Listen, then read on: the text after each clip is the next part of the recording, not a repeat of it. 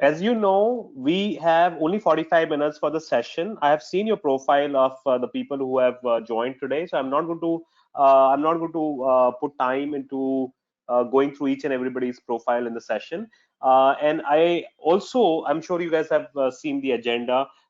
In session one, we will talk about SQL and how do we work with complex data using SQL. What is the role of SQL? Why it is one of the top 3 skills in data science. So couple of rules here, guys. Please remain on mute until you have a question. There is a chat window as well here where you can ask questions, or you can unmute yourself when you are asking questions. Okay. Other than that, I would strongly request you all to remain on mute so that we do not hear any background noise. All right, guys. Okay. Just a quick. Okay, I'm just going to rename myself so that you know who I am. My name is Prateek Agarwal from IB Pro School. All right, so you can see my name now in the participant window. I can see there are more than 50 people who have joined in today. Thanks a lot again for joining in today, guys. And I think a lot of people are still joining in. Okay, so as they join in, we will get started. Just to do a quick recap of what to expect in the next 5 short video session, 5 short classes. You will have 5 short classes every day, 7 to 7:45 from today until Friday. You have different topics that we are covering in these 5 days. Today we're going to cover complex data manipulation using SQL. Then tomorrow you have with one of my other colleagues, Ishani, you will build interactive visualization dashboards on Tableau, one of the very interesting and very useful tool to know in the data science world. And then day after tomorrow, you will go through some of the fundamental descriptive statistics concepts, measures of central tendency, and so forth. And then on 4th of June, which is I think Thursday, you will have one session whereby you will actually use Python to do a small case study using Python. You will do a case study to predict sales. And then on the 5th session, you'll again have it with me, whereby I'm just going to make it open for you guys to ask any questions related to data science. And probably I'll give you some industry statistics and so forth. Anything you want to understand about data science on Friday, on 5th of June, we can have that discussion. So that's the agenda. You will get a certificate if you attend all the five classes. Okay, not an exception. You have to attend all the 5 classes in order to get the certificate from us.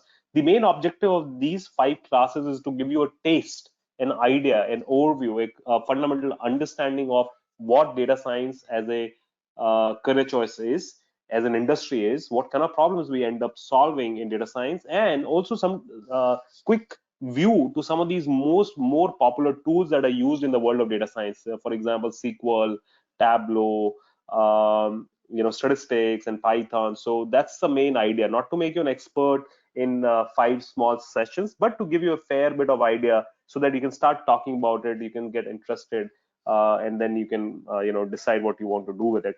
So that's about the agenda. My personal profile quickly, guys, in 1 minute. I am a computer engineer, but I did my engineering donkey years ago, in late 90s, and after that I did my MS in information systems and operation research from Texas, but that was also in early 2000. After that, I worked as a data consultant, management consultant in the US, in India, mainly in the US for a lot of years. And then in India, I set out of a lot of startup companies. I've started a few companies as well. And one of my forte areas is data manipulation using SQL. I also like to solve problems. And I'm available on LinkedIn. Feel free to get connected on with me on LinkedIn. One of the things that you should try and do in these 5 sessions is that you should try and build network with all the faculty team members, and also probably with the colleagues who are attending the session. Okay, so if you just search for Prateek Agarwal IB, you will find me on Google. My profile will come as the first profile on Prateek Agarwal when you type Prateek Agarwal IB, and that's going to be my LinkedIn profile. I'll be more than happy to get connected with you all. If you want any further advice in the world of data science, I'll be more than happy. Alrighty, great. So the session the way the session I have planned, at least my session I have planned today, is that I'm going to give you a small overview of what SQL is. I'm going to assume that you know nothing about SQL, okay? And that's what I'm going to assume across, because it's a large class, so I will not have a time to again ask each and every person. But so I'm going to assume that you have very little understanding of SQL. So I'll give you what SQL is, what are the things that we do with SQL, and why is it important in the world of data science. Plus, I'm also going to give you some small concepts from within SQL, which are very, very important, and which will also be used tomorrow in class in your Tableau visualization workshop. Okay, so that's going to be the agenda, and feel free to ask questions, guys. Okay, feel free to ask question. No question is a bad question. If I feel I'm going to cover that question a little later, we will definitely do that. Okay. Yeah, guys, I don't, if everybody can disable the camera, that will be great, guys. It saves a lot of bandwidth for other folks. So that will be great to disable your camera. I'm going to keep my camera on for a little bit, and then probably after a while, I will switch it off. Okay, guys? So, guys, I would request everybody to keep your cameras off, just to save people's bandwidth. Okay. And should you be facing any issue with audio or with anything, any technical issue, please feel free to re-log in. Okay. And if you think there is a lag or anything like that from my side, do let me know as well. And I'll try and take care of that issue as well. Okay.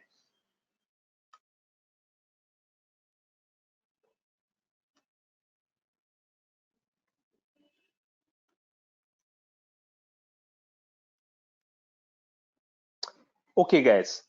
So I'm going to actually go ahead and open an Excel sheet where I've just created a two very, very simple tables. Okay. Now I think everybody understand that data science is the study of data, is the science whereby we study data. Yes, you will get, okay, so just one couple of more logistic things. You will get the recordings of the classes, but recording would only be given to the people who are actually attending the classes, not to everybody who have just nominated themselves. So recording to would be given to the participants who are attending the sessions. Okay.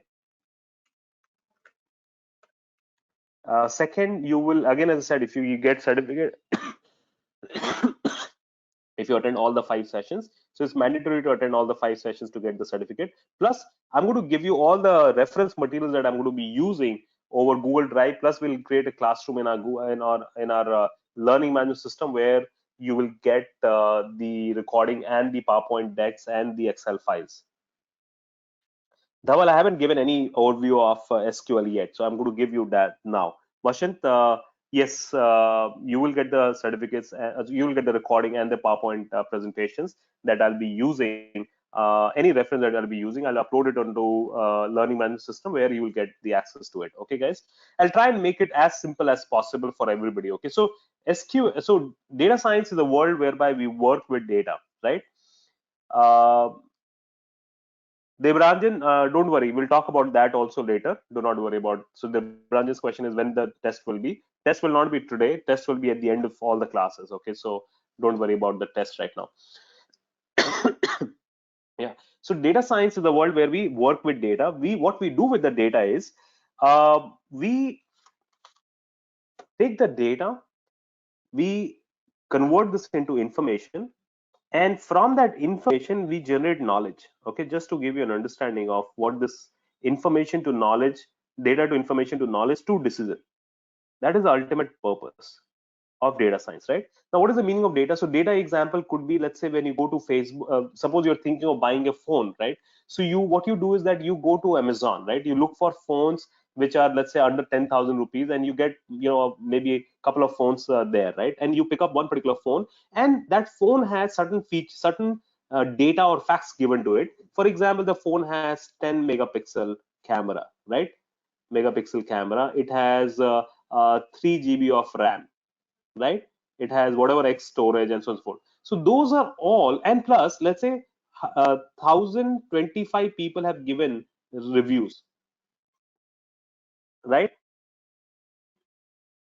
Again, attend the class, don't worry. So as I said, again, you do not have to have prior knowledge of any of these things. These are very fundamental classes that we're doing. Okay, do not worry about having any prior knowledge. Okay, if you had any prior knowledge, these 45 minutes would not have been enough for you. So don't worry about any prior knowledge. Just attend the class and ask questions where you do not understand something. All right, guys. You don't need any prerequisite for any of the classes that we're doing.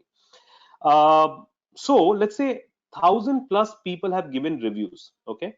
Now, out of these 1,000+ people, if you notice that uh, 5, 4, 3, 2, 1 ratings, right?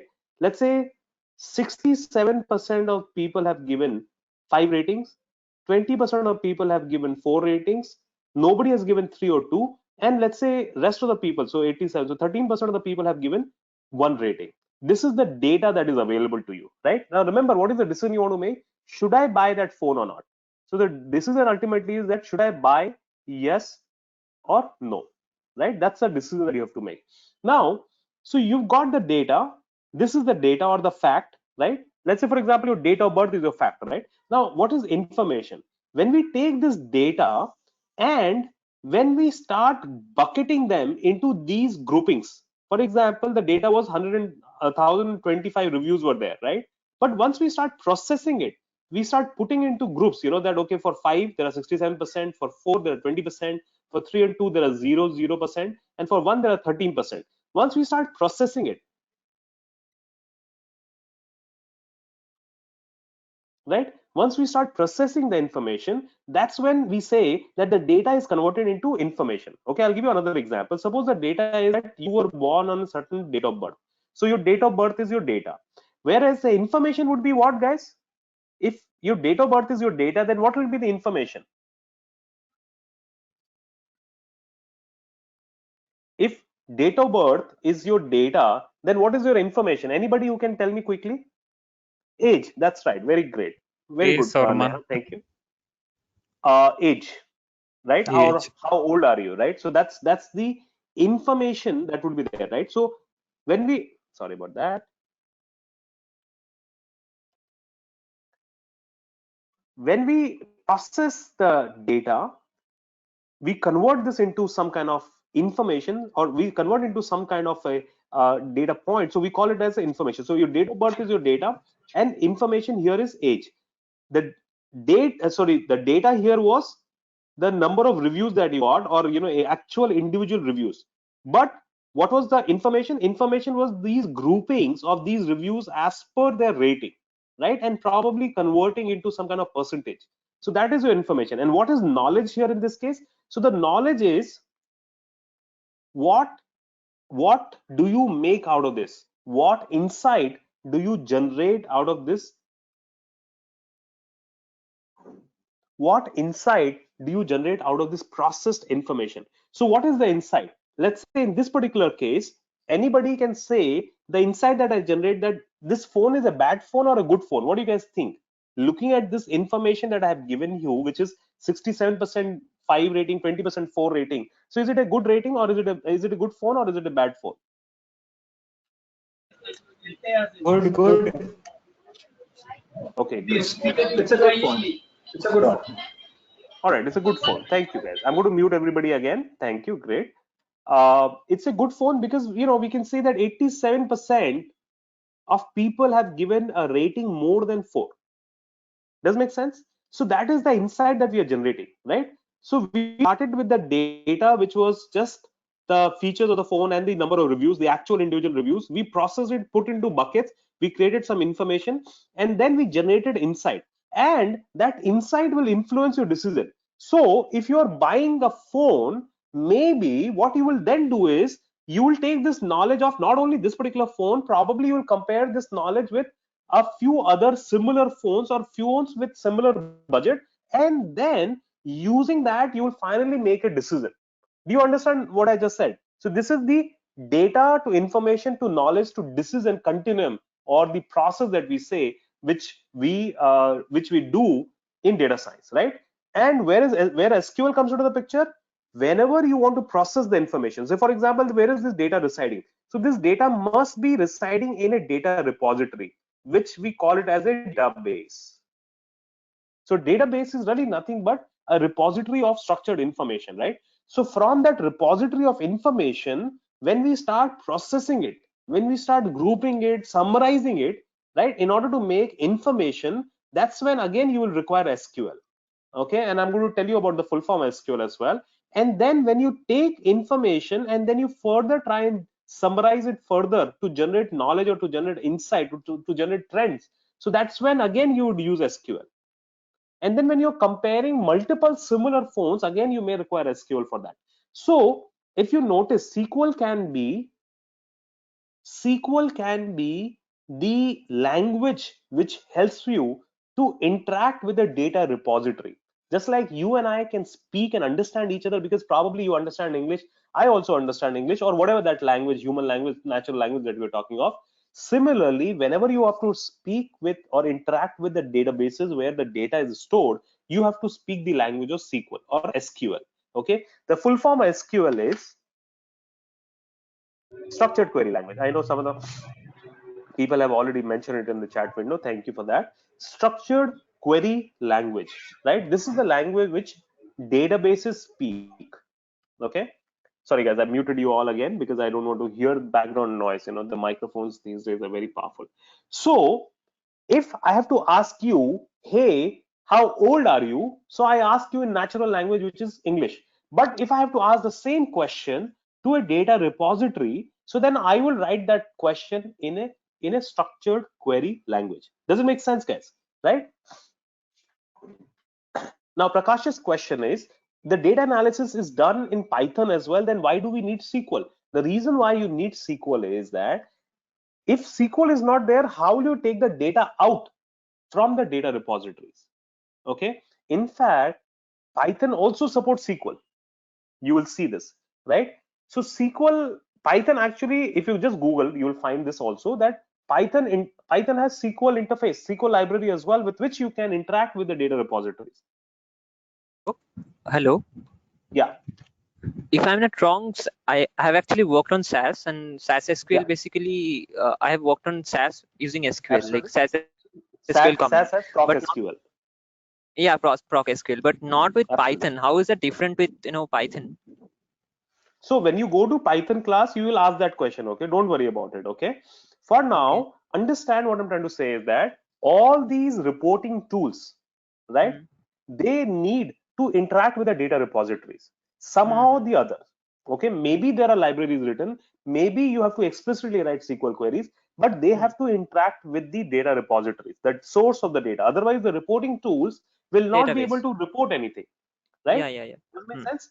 See, for example, just to take this in discussion a little further, you've got a data repository where all the data is stored, right? You have to create a report, bunch of reports on this in order to make some analysis, summarize the data, make decisions, generate insights, or whatever. So this reporting tool, now there are multiple reporting tools, right? So there are reporting tools like Python for machine learning, Python and R for machine learning tools or SAS. And then there are reporting tools like Excel, Tableau for data visualization, and for general analysis, Spotfire, ClickView. There are so many of them, Power BI and whatnot. Yeah, so there are quite a few of them. Now, whenever any reporting tool, these are reporting tools, whenever any reporting tool has to interact with the data repositories, right, or the databases, then SQL is the most efficient way of doing it, fastest and the most efficient way of doing it. Now, Python has, somebody will say Python has pandas in it, which are set of libraries which are written, which allow you to interact with the data repositories or get the data from the data repositories. But when you will see, once you start working in the industry, maybe some of you are already, when you have to work with large amount of data directly, when you have to manipulate large amount of data directly, then SQL becomes the most efficient way of working. Even Panda libraries have to convert their scripts into some kind of SQL interface in order to interact with the data repositories.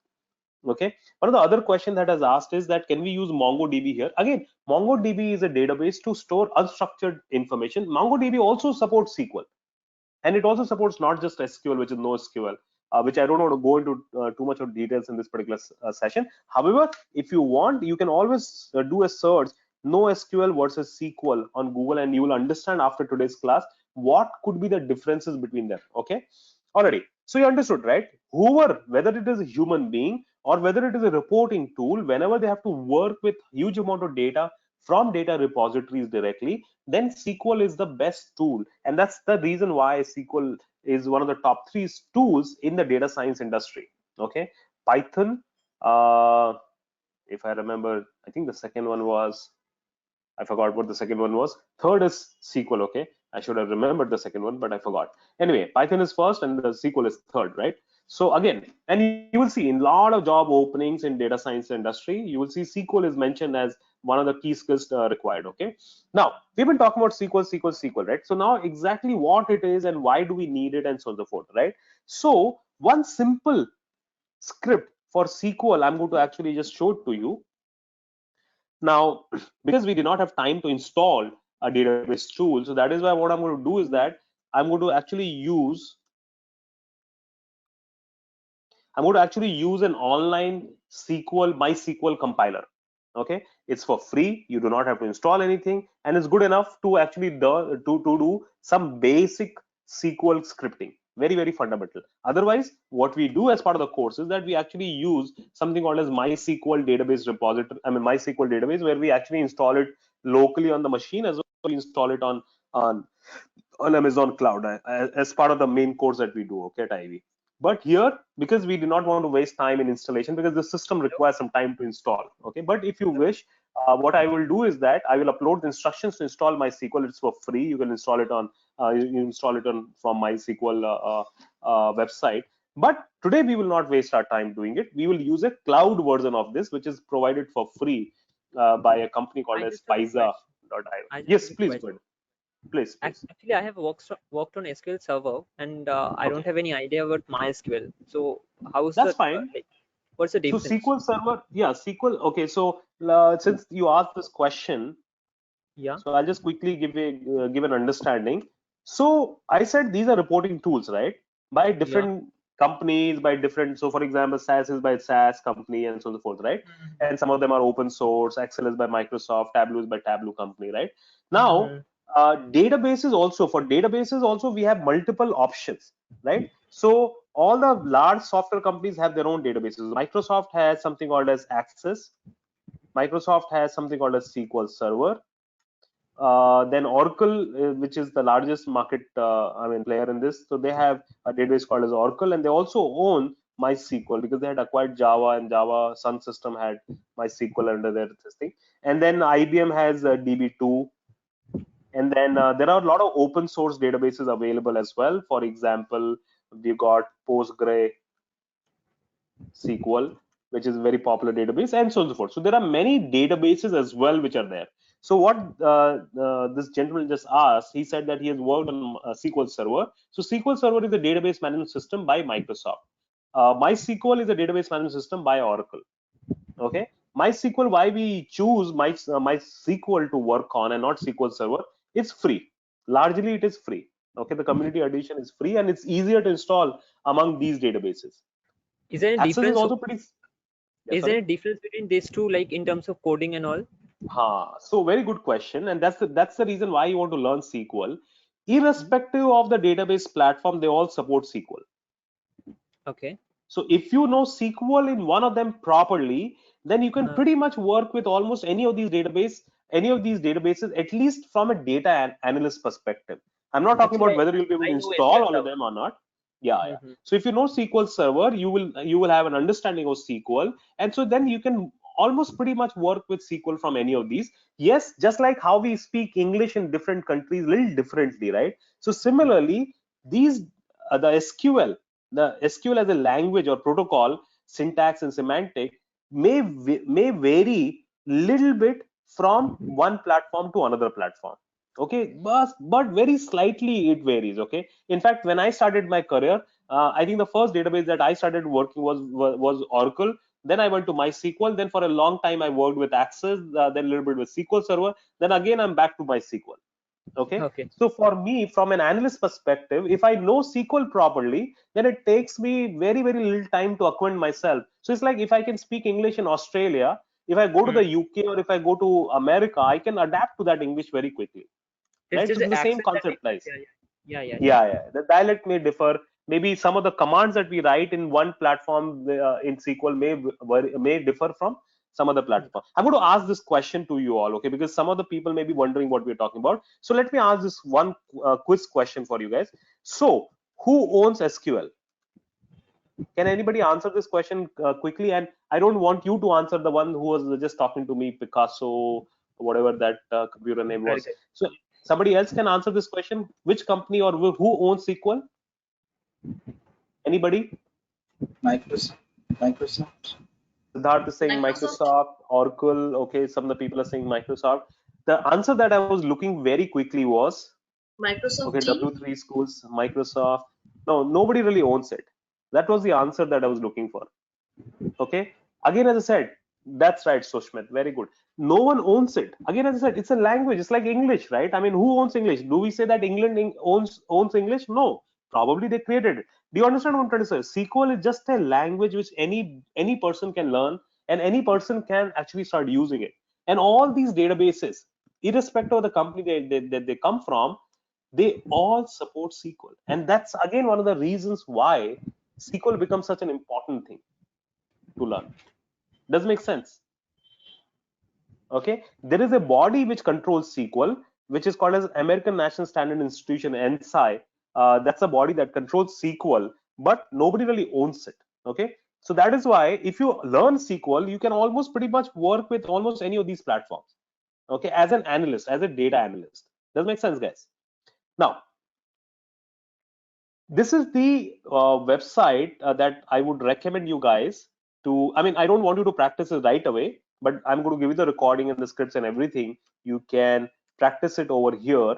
Okay, just go there. You know, you don't even have to create a profile. You can almost start running the commands right over here. Okay. So whatever commands I'm going to give you, you can run those commands over here. Okay. So the same command, because this is again MySQL only. Okay. The same command, I'm going to run it over here in MySQL because it just looks better. Okay. No other way, no other reason why I would otherwise run it here. I mean, you can take the commands and you can run them over here. I'm going to show you how to run them here, but I'm going to show you right now as to how to do it over here. Okay. Because this just looks little better to look at. Already, guys. Now,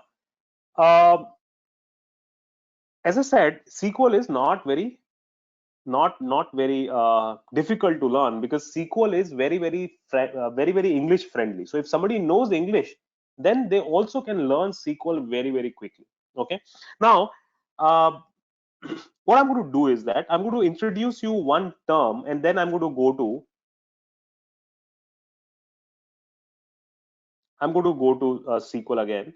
I'm just going to introduce you one term called as E, T, and L. Anybody who can explain this, what it is? Extract, transform, and load. So what is the meaning of ETL is that you extract the data. Again, you require SQL for it. SQL helps you to extract the data. Transform the data, meaning you make some changes to the data. And load the data, that means you save it in some other database. Okay. So SQL helps you to extract. Extract meaning you query the data, right? So from the database you query, you change, make some changes to it, and then you save. That means load it into a destination. Okay, just to show it, show that to you.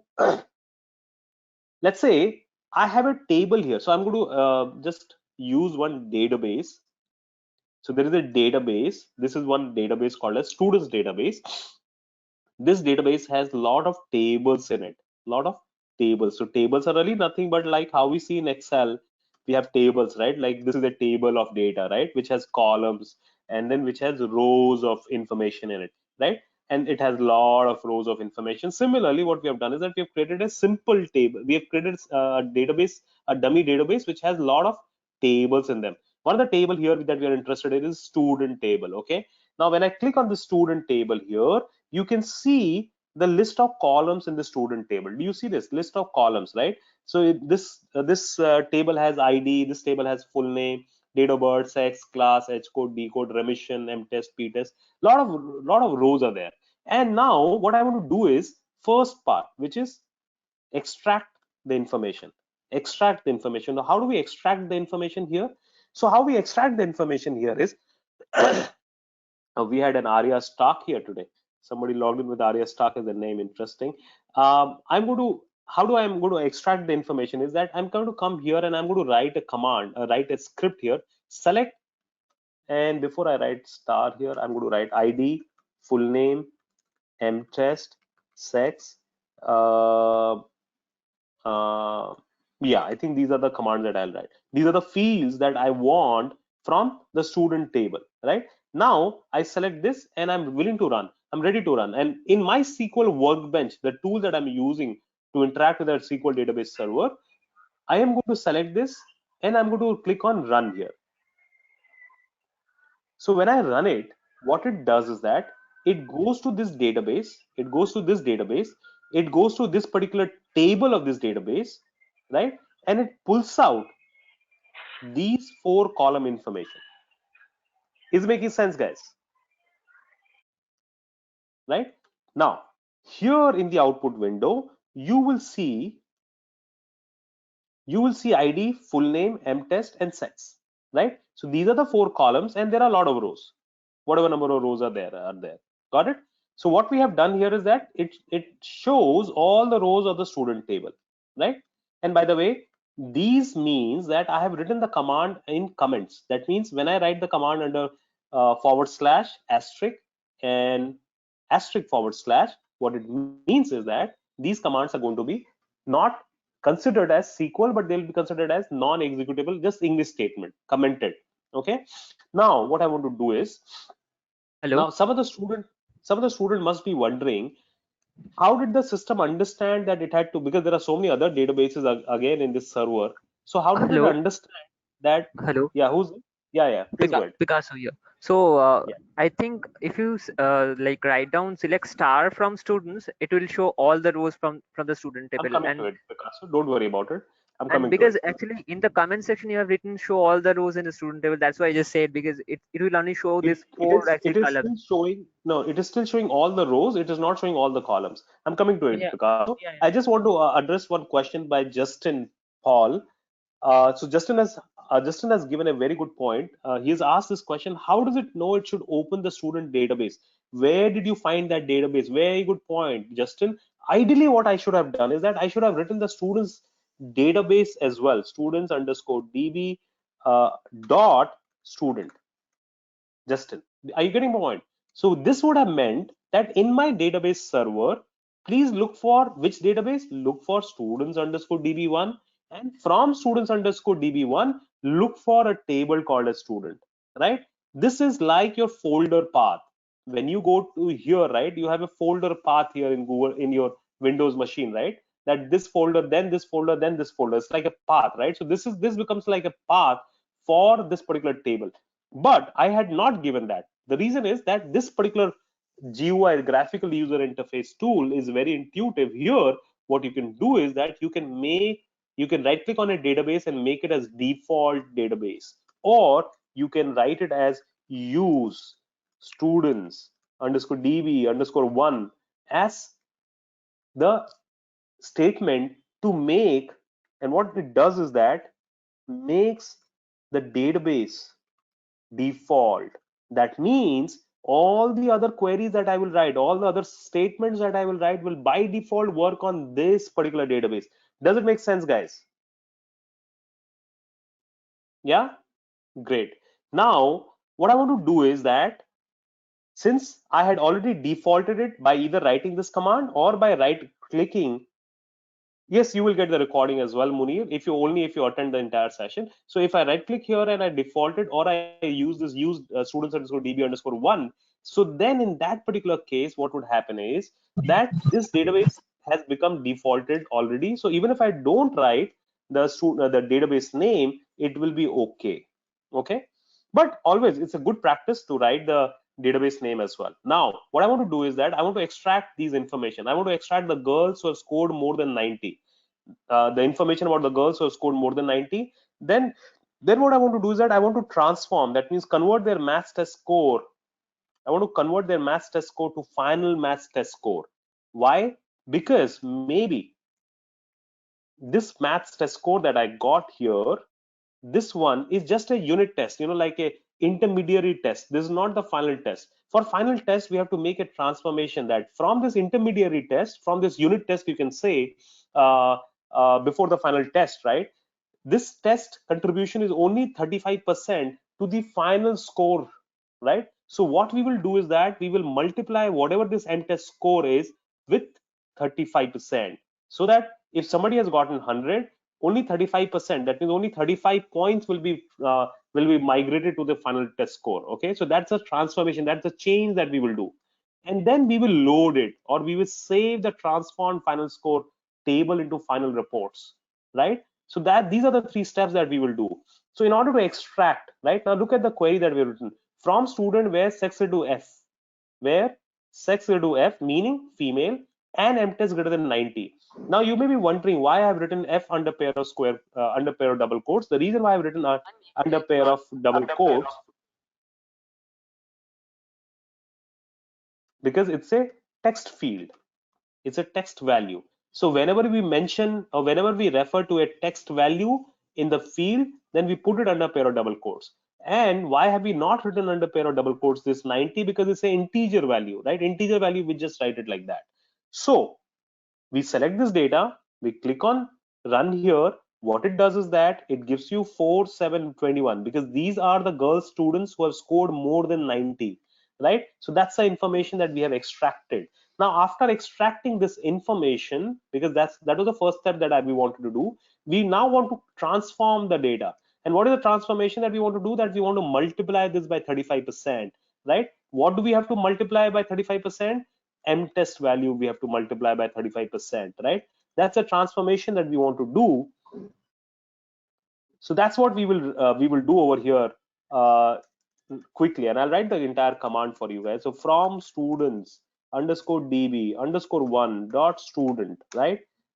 So under this database dot student table where sex equal to F, and SQL is not case sensitive largely in most of the platforms. Okay, so you can write everything in small caps or you can write everything in large caps as well. I'm mixing it just to make sure that you guys understand that it's not case sensitive. So this will give you all the students, all the female students who have scored more than 90. And for such students, we want the ID, full name, M-test, and sex, right? Now, what I want to do is that I want to transform. So I'll just use a asterisk here. Asterisk is a multiplication operator. Okay, asterisk is a multiplication operator with, and I multiply that by 0.35, 35%, so 0.35, right? And that's what I've done. Remember this select command, which is just one of the SQL commands. Okay, there are many SQL commands. This select command is used to query the data out, is used to extract the data out from the database, right? This is one of the most important command for any data analyst to learn, right? Now, anyway, so what we are doing here is we have extracted the data from the student table who are females and greater than 90, and now we have multiplied, but select statement does not store anything. Okay, remember, okay, select statement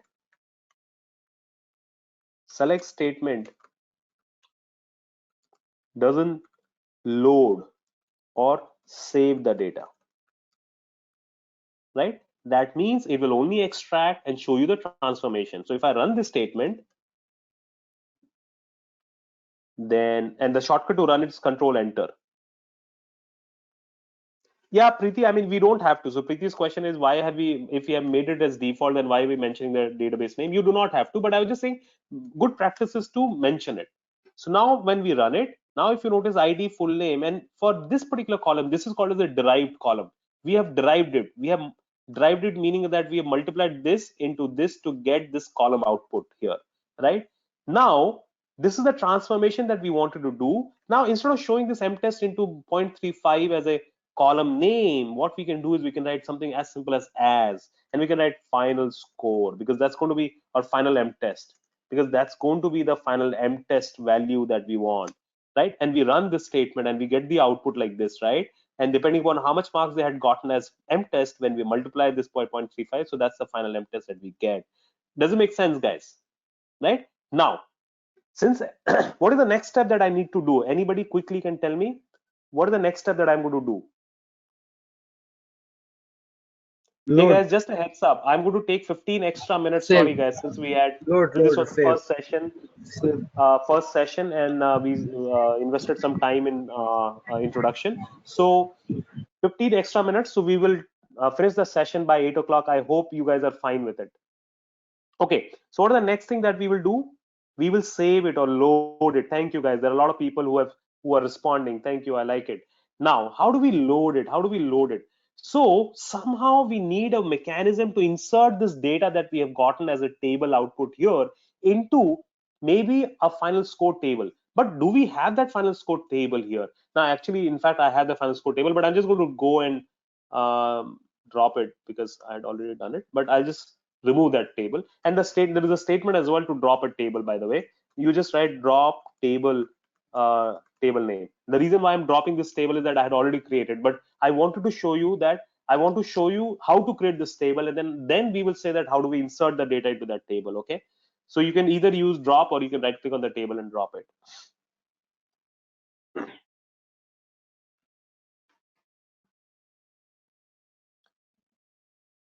So Justin's question is a very intelligent question. Justin is asking, one small doubt, when we multiply MTest with 0.35, all the values have become less than 90. Then how is it showing all these people, these three students at all, right? How are we getting these three students? Because there, even though we write it like this, Justin, select from where, but the system does not read it like that. The system always reads let me show you in my Excel sheet. I already have it. The SQL execution sequence is different from writing sequence, Justin. From is always first, then where, and then rest of the other clauses that may come. I mean, we'll not discuss all of those clauses today, but from is first, select is last. Everything else is sequential. Do you understand? From is first, select is last, Justin. So that is why the way this is working is first this table opens, then it runs this where clause. It finds all the students who meet these two criteria, and then it goes to select as the last thing, Justin. And this is where we are making that transformation. Does it make sense, Justin? Very good, intelligent question to ask there. Right now, what we will do is that we want to create the destination table. What is that destination table that we want to create, guys? The final score table. So Ankita's question is, if you want to change every cell in that column, how do we do that? We are changing every cell in that column that meets that criteria, right, Ankita? Ankita, just to address your question, we are changing all the cells of the rows which meet these two conditions, Ankita. If you remove this where clause, then this will change.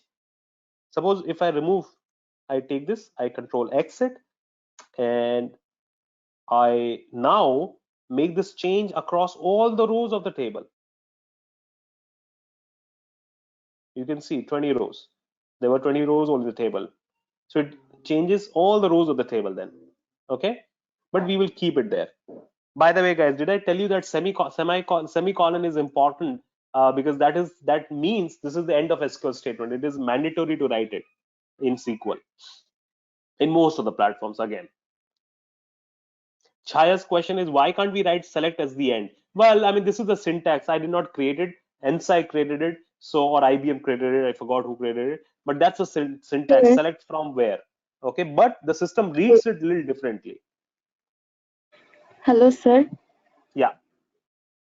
Sir, if we want to change every cell value with different values, here we change with only by multiplying with 35. But Yeah. if I want to change different values, how can we do that? Different value meaning what? MTest is going to something else? I mean to say if the first value will be replaced by 35, the second value will be replaced by say 90, the third value will be replaced by 40, like that. No. So rather, you would then want to insert new set of values. I get your point.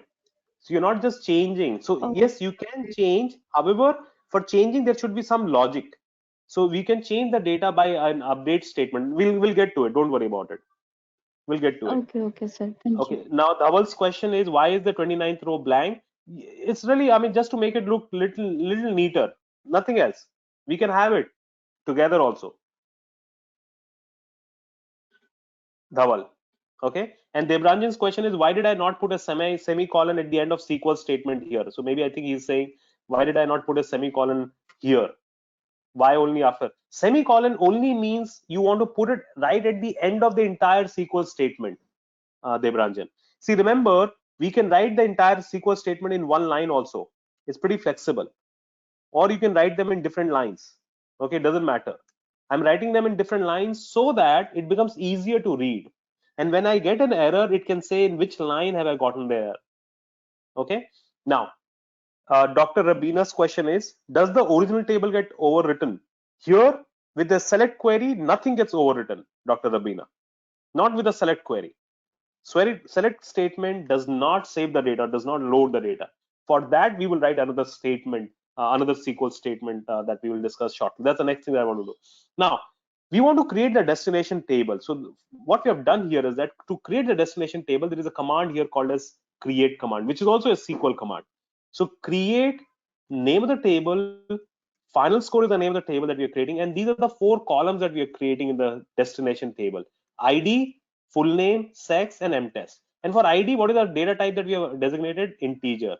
For full name, what is the data type that we have designated? Character. And what is this 100 doing? 100 is a number, is a maximum limit that is allowed to be entered under full name column. Okay. Sex is the again a character field with 5 as the number of characters that it can take. Final mtest is again an integer field, or int integer field. So any database will actually support at least 4 data types. One is your integer, second is character, third is date, and fourth is boolean, yes or no. Does make sense, guys? Now, when we run this statement now, so look at this create statement, create table statement, okay? And I'm going to give you all these statements where definitely, guys. So when I run this statement, right? When I run it, when I refresh this command here, I can see there is a table called as final score. And if I do select star meaning select all the columns. So it's like writing select all the columns. If you are lazy and you do not want to write all the columns names individually, so you can then instead what you can do is that you can write select star from final score. When you do that, what it does is that it selects all the rows, all the columns from the final score table. But why is it showing empty? Because we just created it, but we have not inserted any data in it. Does it make sense, guys? Now we want to insert the data into this table, right? How do we insert the data into this table? So there is a command called as insert, which helps you to load the data. Okay. Now look at this statement, insert into final score is the name of the table. These are the column names which are there in the final score table. But what are we inserting? So the insert, what are we inserting? Either you can write here values. So suppose if you write 999, you write my name here, Prateek. You write mail here. You write final mtest is, let's say, 34.5, right? So what it does is that it will insert how many rows? It will insert only one row, and it will insert this one row to the final score table. So if I run this statement, give me 1 second, guys. I know somebody has a question. So if I run this statement, what it does is that it says one row affected, green tick mark, that it has worked. If I refresh it, and after refreshing it, if I run this command now, select star from final score, any idea how many rows will I get when I run this command now? Any idea how many rows will I get if I run this command now? Sauradip is saying 3. No, we will get how many rows, guys? Quickly. Very good. We will get 1 row because we just inserted 1 row here right now, Dr. Rabina, Saurabh. We have not entered any more row. Then we have just entered 1 row. Yeah, go ahead, please. Was there a question by somebody? No? All right, great then. Okay, so we've inserted only 1 row, guys, here. Okay, so that's the reason why we got only 1 row. Now, what do we want to do? We want to insert all this data, all this transform data we got here, right? When we got these 3 rows, we want to insert this data. So what I'm going to do is that I'm just going to copy this query, because this query, this select statement gives me those 3 rows that we want to insert into this final score table. And I'm going to come back here where I wrote values, right? Where we wrote values. Now, instead of writing values like this, what if we want to insert multiple rows, right? So these values become very boring. You have to write 1 row at a time. So what you can also do is that you can write that entire select statement. So I just copied that entire select statement right after the insert statement. Magic. So if I run this statement, what do you think will happen? What do you think will happen if I run this statement? What this statement will do is that it'll first open the student table, get all these rows who are female and have scored more than 90, do this transformation mtest multiplied by 0.35, and then take the rows that come like these rows and insert them into the final score table. Does make sense? Magic. So if I run it, it gives me an error. The reason why it gave me an error is, oh, look at the mistake. Anybody can pinpoint what is the mistake that I'm doing here? What is the mistake that I have done here? It says incorrect integer value, F for column. What is the mistake that I have done here, guys? Any idea? Anybody who can quickly pinpoint it? Satyaki is saying full name. No, sex column. Okay, great. If you look at this, right? After the insert statement, I've written ID as the first column. So ID matches with ID, no problem. Full name, good. Text column, full name is text. But here under sex, I'm trying to insert a numeric column. But sex is a character field. So I'm trying to insert numeric field into the character field. That's where it went, that's where it got confused. So what we will do is that our sequencing here was wrong. We should have written something like this mtest into 0.35 should have gone into final mtest column, right? So the sequencing was wrong, and that's the reason why we got the error. So I'll run it again. This time it gives me a tick mark, 3 rows affected. And if I run this statement again, select star from final score, how many rows do you think we will get? Neha says 4. A lot of people are saying 3. No. Three. Dr. Rabina says 4. Think again. We will get 4 rows.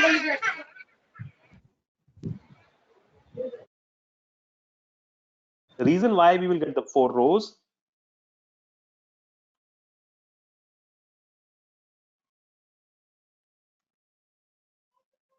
give me a second, guys, okay? I think I ran this query twice. Just give me 1 second, okay?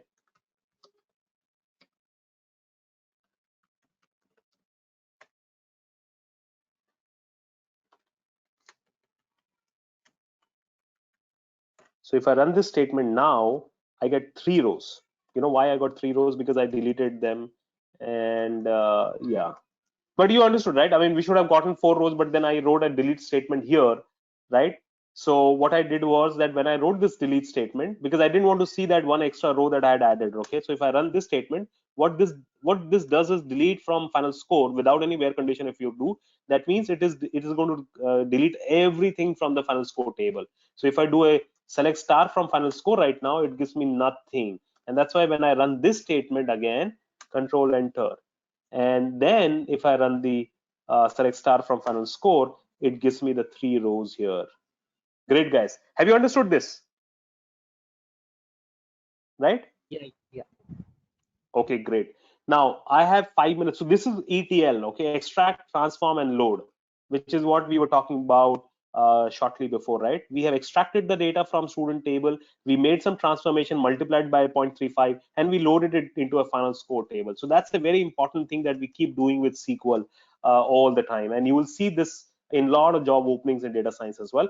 Now I've got 5 minutes. I want to talk about something conceptual, okay? Very, very important, and probably something that you will also use it tomorrow in your data visualization class in Tableau. So I want to talk about something called as, yeah, and I'm going to take this example here. I'm sure everybody, I'm just going to copy it here, okay? All right, now between customer table and orders table, do you think there is a relationship?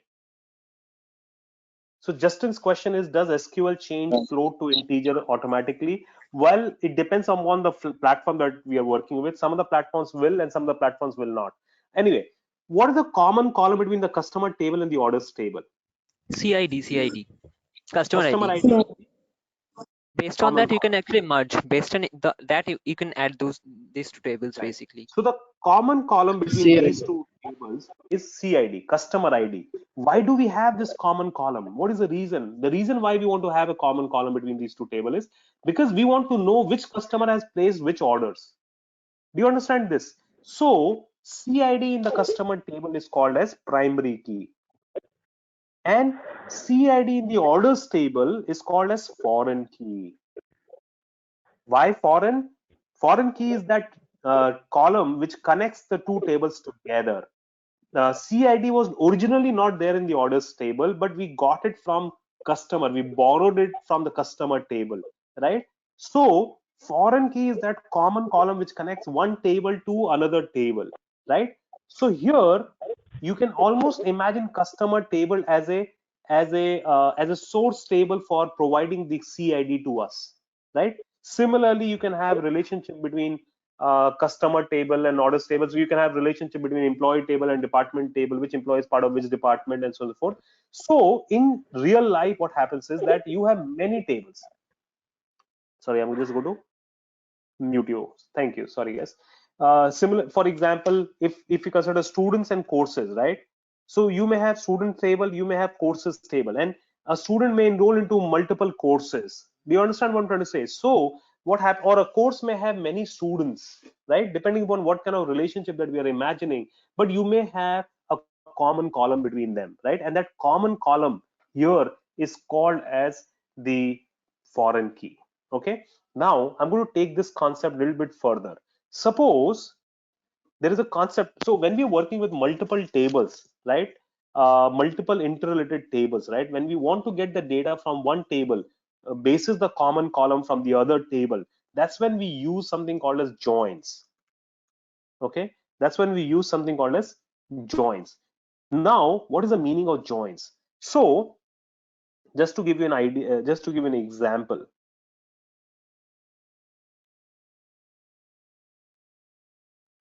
Sorry. Yep. Let's look at some example here, guys. Imagine in a bank, there are some customers who have opened fixed deposit account, and then there are some customers who have taken loan from that bank.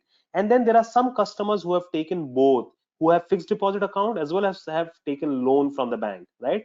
Which are 25 such customers. Now, what if you want to know who are those 25 customers who have taken, or who are the customers who have taken FD, who have opened fixed deposit amount and have also taken loan? Because maybe these are the customers who are little less risk customers. Maybe we are doing some analysis and you want to understand who are the customers who are highest risk customers, and who are the customers who are least risk customers, who are the customers who are moderate risk customers. So who are the customers who are highest risk customers? What do you guys think? Who are the customers who are Loan. highest risk customers? Customers who have taken loan but have not taken, who have not opened FD, right? And the least risk customer would be who? Who has only fixed deposit. Absolutely right, Bharat. Customers who have opened only fixed deposit accounts but have not taken loan from the bank, right? You'll be very, very happy to have such customers. And then who are the moderate customers? Moderate customers are who? Moderate risk customers who have taken both FD and loan, right? Does make sense? Now, suppose we have got these two data sets. That means these two tables of data. And what would be the common column between the FD table and the loan customer table? What will be the common column between the FD customer table and the loan customer table, guys? What do you think? There'll be a common column between them, right? What will be that common column between these two tables? Customer ID. Great. You know, some kind of customer ID or a customer name, or some kind of customer ID will be there, which is common between the two tables, right? So based on this common column, we will try and get the data who are moderate risk customers, or highest risk customers, or least risk customers, right? So now how do we do that? Okay, so I'm going to show you some of the first I'm going to show you the concept, then I'm going to show you the script also. So the customers who are suppose if you want to find out the customers who are only who have taken FD but not have, who have opened FD but not have taken loan. So that means these are the least risk customers. In order to get that, we do something called as difference query. Difference query, right? And what is a difference query? I'm just going to copy this, paste it over here. I'm just going to show you what is the difference query, right? So we write select from FD where cust ID, suppose that's a common column, not in select cust ID from loan. And for such customers, you will get whatever you want, select star. So that means what this query will do, what will this query do? This query will give you all the customers from the FD table who have not taken loan. That means whose IDs are not there in the custody in the loan table. Doesn't make sense, guys, right? And similarly, when you want to get, so this will give you least risk customers, right? Similarly, when you want to get the highest risk customers, suppose you are the credit officer, you want to get highest risk customers. What modification will we do to this query, guys? Anybody who can quickly tell me what modification would we do to this query? Just replace FD and loan. Absolutely right. So Yeah. what we will do is that Select customer will ID come here from loan. FD. Yeah, and we will Yeah. say, so we will replace loan with FD. So select star from loan where cust ID not and select a cust ID from FD. So this will give you highest risk customer and this will give you lowest risk customer, right? So just interchange. So this is your difference query, not difficult at all. So that's why I said, SQL is not difficult. It's very English friendly. Now, how do we get both the customers? This is where the concept of joins come to the picture, okay? And now what is joins? So joins is something called as Cartesian product, which we learned in our school days, but of two different matrices. Suppose this is table 1, this is table 2. This table 1 has two tables, field 1 and field 2. Coming to that, Sauradeep, table 1 has two fields, field 1 and field 2. Table 2 has one field, field 3.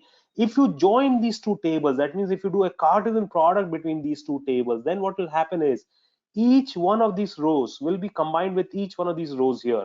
That means AA11 will combine with XY, AA11 will combine with YZ, AA11 will combine with CC. And similarly, BB22 will combine with XY, BB22 will combine with YZ, and BB22 will combine with CC. So ultimately, how many rows will we get? It's a very simple calculation, okay? 2 into 3, whatever number of rows in table 1 will be multiplied with whatever number of rows in table 2, which will give you the total number of rows will be 6 rows. Did you understand why 6 rows we are going to get? Because each one of these row of table 1 will be combined with each one of the rows in table 2. Does make sense, right? And what happens to the columns? Whatever columns which are there in table 1 will be added with whatever columns which are there in table 2.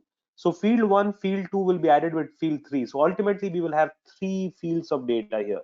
So this is the output of the normal join, of simple join. Field 1, field 2, field 3. Does it make sense, guys? Clear? Now, what happens to the columns when we join the two tables? They get added. What happens to the rows when we join the two tables? They get multiplied. But this is called as a simple join. Okay, simple join has very little application. What we are interested in is a different kind of a join, which is called as intersection join. We are interested in something called as intersection join. I'm going to come to here. We are interested in something called as intersection join or inner join. Inner join gives you the common rows only between the tables. Okay, so for example here, when we the common column between these two tables is the customer ID, right? Sorry, I'm refreshing the screen a little bit further. Just coming here, I've got an example of an inner join here already. So I've got, let's say, student table. I've got a course table. What is the common column between the student table and the course table, guys? What is the common column between the student table and SID, the student ID, right? So now if you want to know which are the you want to know the names of the students and the course names that they're registered into. You want to know the names of the students and the course name they're registered into. That means ultimately the output that I'm expecting is name and the course name. Output here I'm expecting AA, and the course here I'm expecting the maths, and here I'm expecting CC, and here I'm expecting SST, right? Am I writing it right? That's right. Right? This is the output that I'm expecting. Right? So this will give me the common rows between the two tables. So how do we get the common rows? Hey guys, can you all see my screen? Susmita is saying that she can't see the screen. Can you all see my screen? Yes, sir. Yes, Are so you yes. Yes, able to? sir. Okay, Susmita, Yes. maybe you want to re-log in quickly. Okay, guys, thank you. Thank you for the quick confirmation, everybody. Now, how do we get that inner join, right? So to get that inner join, it's a very simple query that we will write here. So I'm going to come back here, okay? And I'm going to write a query here, very simple. Select from FD, okay? Inner join, loan, on the basis of which column? On the basis of fd.cust_id. That means FD table, sorry about that, FD table customer ID equals to loan table cust_id. Are we clear? Right? What we have done is that we have said, hey, we are doing an inner join or intersection join between FD table and the loan table on the basis of this logic that fd.customer ID is equals to loan.customer ID. fd.customer ID means customer ID from the FD column and customer ID from the loan column. And why have we not written just on, why did we not write like this on cust ID equals to cust ID? Because then the system would have gotten confused. This cust ID comes from which table? So that's the reason why we had to, when the column names are spelled the same in the two tables that we join, then you have to mention the table name before the column name. Okay, so now this will give us access to all the columns from the two tables. Okay, so whatever number of columns which are there in the FD table will be added with whatever number of columns which are there in the uh, loan table. So we will then we can get whatever columns that we want, cust ID, comma, FD dot name or customer name, comma, FD dot amount, comma, loan dot amount, whatever that you want. So this will give you the intersection between the two tables, right, or inner join between the two tables, and this will now give you all the columns that we want. So the column that we want is the name of the column, name of the customer, the ID of the customer, the amount of FD they have opened, and the amount of loan they have taken, right? So this is inner join, right? It's a very simple query from FD inner join loan on the basis of fd.cust_id and loan.cust_id. And you understood what is inner join, right? Inner join gives you the intersection between the two tables. So this will show you these 25 rows, right? Now there is something called as left join, very interesting, okay? And then there is something called as right join, and that's the last thing that we will discuss, and then we'll call it a day. Sorry guys, I've taken a little extra time. Left join means what? All the left join basically means all the rows from the left table, all the rows from the left table. Left join means all the rows from the left table. That means all the rows from the FD table. But if left join is that, then means what? I mean, then we would have just simply written select star from FD, right? What would have been the difference between writing select star from FD table versus doing a left join? Left join also means that please include the matching rows from the other table. That means left join, although it is all the rows from the left table, but it also includes the rows that are matching with the right table, and for those matching rows, some information from the right table. So what is that information that we would be interested from the right table? Anybody who can tell me that? What would be that information that would be interested from the right table in this particular case? Loan they have taken. The amount of loan they have taken. Very good. Thank you, Dr. Rabina and Bharat. The amount of loan they have taken, right? So this will, on the left join, will give us all the FD customers, including the customers who have not taken loan, which would be this set of customers, including the customers who have not taken loan, plus the customers who have taken loan, which are these customers, right? And the customers who have taken loan, the amount of loan they have taken. Does it make sense, guys? So for left join, FD, so the same query that we wrote here, we will write here again. The difference will be, only the difference that we will do is,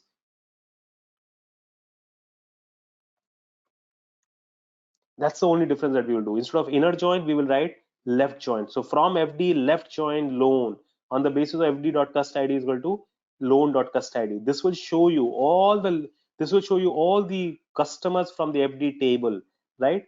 Who have taken loan and the amount of loan they have taken plus all the customers, all the FD customers who have not taken loan.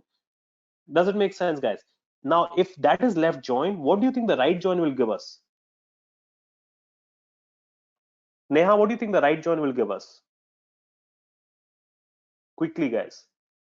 What do you think Who the have right join will give FD us? accounts? Who have FD accounts?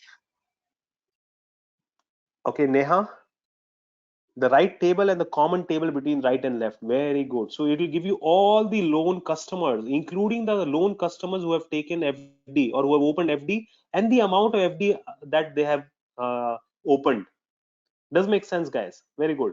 So right join will give you all the information from the right table, including the matching information from the left table.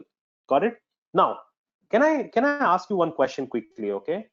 Suppose I redraw this Venn diagrams, as we used to call them in our school days, and if I write something like this, then what do you think the right join will give us? The right join will give Right, you, okay, so right join will give the FD and the customers who have taken the loan, that is from the left table, great. common between them. So that means it will give you all the FD customers, including the customers who have taken loan from a loan and the amount of loan they have taken. Does it make sense? So if you notice, right, one of the most confusing thing that interviewers like to confuse you with is that left join and right join are just mirror images, and it's just basis our imagination. And when we are writing the query here, when we write the left join query and the right join query, suppose here when we write this query, when I paste it over here, now here if I just make it as right join, right, so this becomes right join. Now instead of this, suppose if I just change this thing, suppose if I make loan here and if I make FD here, then what do you think will happen? This becomes left join, which will give you all the customers from the loan table, including the customers who are there in the FD table. Does it make sense? So left join and right join are just abstract concept. They are mirror images of each other, right? Now, what is full outer join or full join? Full join is all the rows of the left table and all the rows of the right table, including the matching rows. That means, no, full outer join means all the FD customers and all the loan customers, including the customers who have taken both. So this full join is left outer join or left join union with right outer join. If you guys remember, union basically meant all the distinct rows of the left table and the right table. Okay, so basically full outer join is really nothing but left outer join union right outer join. Does it make sense, guys? Okay, so now I know I've taken half an hour, almost more. Just one last 1 minute, okay, guys? So you guys have understood this concept, right? Any questions on this? Left join gives you all the rows of the left table, including the matching data from the right table. And yeah, so Dr. Rabina's question is an intelligent question. In a full outer join, would these customers appear twice? Which customers? The customers who have taken both. No, that's what union does, Dr. Rabina. That union automatically gives you only distinct elements of the two sets. If you remember union, we learned in the school days. So union automatically gives you distinct. So when we write, so union will automatically give you only distinct elements from the two sets. So it will understand that these are the customers, or these are the rows which are common in the two tables, and will only give the customer once here. The common rows will be counted only once. Okay, that's the power of union. Got it? So left outer join gives you all the rows of the left table, including the matching rows of the right table, and right outer join gives you all the rows of the right table, including the matching rows of the left table. Okay. One last question, guys. Okay, this is like my question to you guys, just for me to understand whether you have understood left join and right join or not. Look at this large table that I'm showing you. Okay, there are three tables in here. Orders table. There are three tables in here. Orders table, which has row ID, order date, ship mode, customer ID, customer name. Let's call it as people or person name, which is really nothing but customer name. Person name, customer name, that is segment, city, state, country. Saradeep, just hang on to this question and I'll explain this difference between union and full auto join. Look at this region and so on and so forth, right? These are all the columns which are there in this orders table, okay, which is like a transaction table or a fact table as we call them. And then if you go to the returns table, okay, so the returns table has two columns in it, order ID and return. So what is a common column between orders table and the returns table? Order ID. Order ID. Order ID. Absolutely right. Order ID. Order ID. Great. Thank you for the quick answer. Now I'm going to just quickly draw. So we got orders table, we got returns table. Got it, guys? And then there is another table here called as people table or customer table. This is really nothing but customer table. Now, what is a common column between the customer table and the orders table? Customer table has two columns in it. Customer name. No. We got person name, right? So the person name is same as this person name, right? Great. So we got one more table here called as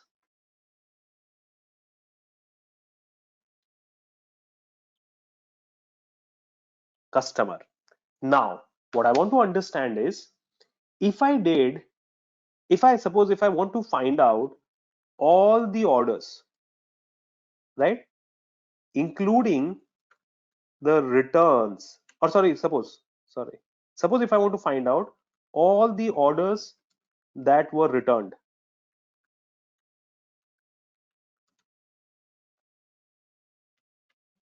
what kind of a join would that be? All the orders that were returned, okay, and It's the left join. First one is the Are you left sure? join. Are you sure? All the orders that were returned. Inner join, inner join.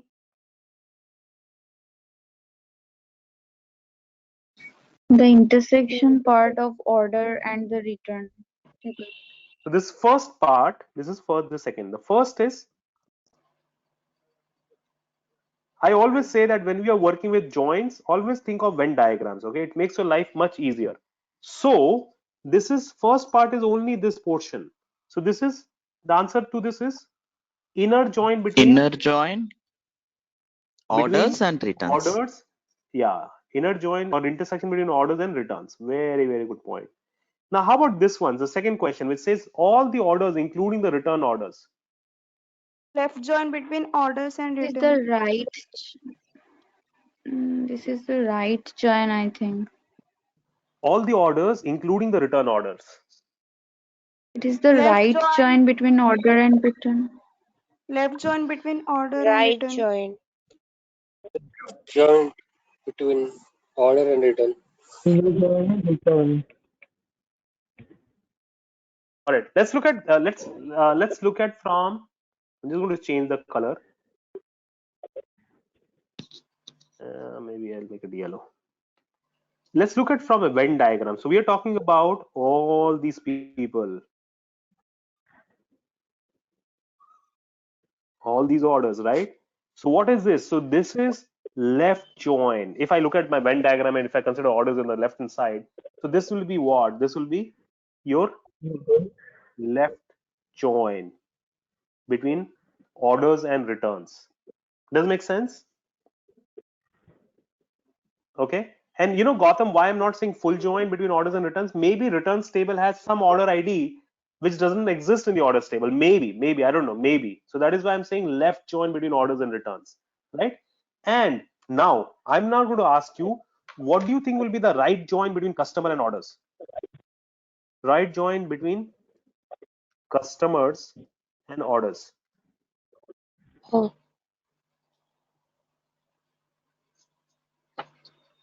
What is the meaning of right join between customer and order? What will this give us? All the orders that were already ordered. So Manashi is saying, or Manashi is saying, All the return All the error only. customers who have ordered something. now this is where you have to first tell me which table are you considering on the right hand side and which table are we considering on the left hand side. Let's agree on that first. So which table are we considering on the right hand side, guys? Customer left and order right. Okay, customer is on the left hand side. So this is L and this is R. Okay, so let's that be clear. So then right join between orders and customers will give you what? Damini is saying all the orders corresponding to a particular customer. No, customer on the left, orders on the right. No, so Sauradeep, we have what we All have the assumed is that orders are on the customers on the Hello. left. It will give All the the All customer order. Rahul, please go ahead. Rahul. It will give the customer name and order given by them. It will Okay, give the but customer name and order given by them. okay, but Yeah. what if there are some customers who have not placed order? Will they come? No, it will not come because it is a right join. So basically, this will give you all the orders and the corresponding customers for those orders. Does make sense, guys? But if there are some customers who have not given order, then they will not come. Are we clear, guys? Great. Yeah. So I think you have understood, right? And now last question, sorry, and then we'll call it a day. What if I wanted to list the customers who have not given any orders? What will that be? List the customers who have not given any orders. Customers column plus order column. Think for a moment and then answer. The customers who don't fall into the intersection between the customers and the orders area, and excluding Okay, the orders area. So we are saying that this part. right?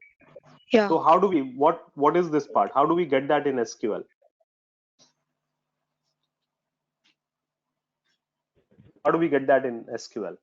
All the So customers who have not ordered. Nishant is saying left join, Sauradeep is saying left join, Abhishek is saying left join, right join. Left join between order and the customer. Joint will not come here. Joint will come here. So remember one very, very important principle of SQL, okay, especially of joins. When you want data from only one table, here in this particular case, we want the data only from the customer table. When you want data only from one table, but not the data from the other table at all, then there is no need to join at all. Does it make sense, guys? There's absolutely no need to join at all. So in this particular case, it's a very simple query, which is difference query. If you guys remember that difference query that we discussed the first, where did it go? Yeah. If you remember this difference query that we discussed the first, right? From FD where cust ID not insert cust ID from loan. Does make sense, guys? Don't try to kill a small bird with a nuclear missile. You get my point? So it's a very commonly asked question as well that, hey, what if you want the data only from one table? Then what kind of join will that be? So the answer should be that there's no need to have join if you want the data only from one table. Thank you guys for attending today's session. I know I've taken a lot of time extra. We wanted to wrap it up in 45 minutes, but I think it took me a little extra. So guys, I know I'm going to be here for the next 5-10 minutes, but I can allow you guys to drop off. Please drop off. No worries. Again, I'm going to give you my email ID, guys. Feel free to reach out to me. And by tomorrow first half, you will get a link to our LMS course where the recording will be uploaded, and also some materials on joins will also be uploaded there, and plus the codes that I have used today will also be uploaded there, guys. I hope this was a useful session. You guys got to learn a little bit about SQL and how it is used, specifically the joins part and also the ETL part, so that you can actually explain somebody that what is the main purpose of SQL. One of the main purposes of SQL is to extract transform and load the data, like how we discussed here first, right? That is one of the very, very important things that we do with SQL, that we extract the data from a data source, we make some transformation into it, and then we load it into a destination data source. Okay. And then the second purpose of using SQL is that we work with complex data sets, multiple interrelated tables, and we are working with multiple interrelated tables. Then one of the very important concepts come with the pictures is joins, and there are multiple types of joins: left join, right join, full outer join, inner join, intersection join, that is inner join or intersection join or equi-join. Different names for the same thing. Okay. And as we just saw, they're not very difficult at all. It's not rocket science. It's pretty easy. But if you understand joins so well, then you can actually work with complex data structures, complex databases as well, which you will get a glimpse of it tomorrow in data visualization class in Tableau. Tableau also supports SQL, by the way. So you'll actually see the left join being discussed over there as well. How much time one requires to become SQL professional? But I mean, there are SQL is a very large, it's like an ocean. Okay. I mean, it's really, it's not as if there is only limited thing you can keep learning. It's an open ocean. But one of my favorite website, other than of course my own course that is there that I run myself, one of my favorite website is W3 School SQL. If I just recommend you anything, then this is the website that I would recommend for further learning. All the topics are here, very nicely given, simple topics. I mean, of course, not very complex things are given here. In the course, we of course go beyond a little bit and become, but this is a very good starter website. One of the other things that I like about this website is that it allows you to try yourself. Okay. So that's one of the other things that I like for the website, that you can try and run those queries yourself here, and you can get an idea as to how this is working. You can try them. So that's why I like it. So you will get recording of the class and the PowerPoint that I was using briefly, and some of the notes as well. You will get by first half tomorrow. You will receive an email to all the participants who have attended the session. You will receive an email to kind of you can just, your profile would be created there, and you can view the recording there. You can download the materials and so forth, guys.